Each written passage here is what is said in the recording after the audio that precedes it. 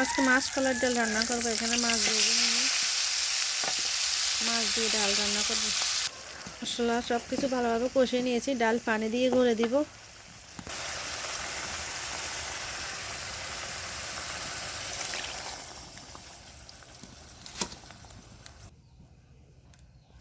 ডাল রান্না প্রায় শেষ।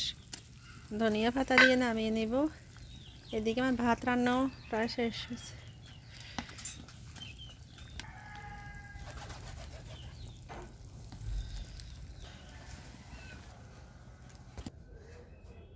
বেগুন ভাজি করবো আজকে। বেগুন কাটা কুটা হলুদ লবণ মরিচ মেখে হয়তো তেল দিয়ে বসিয়ে দিব।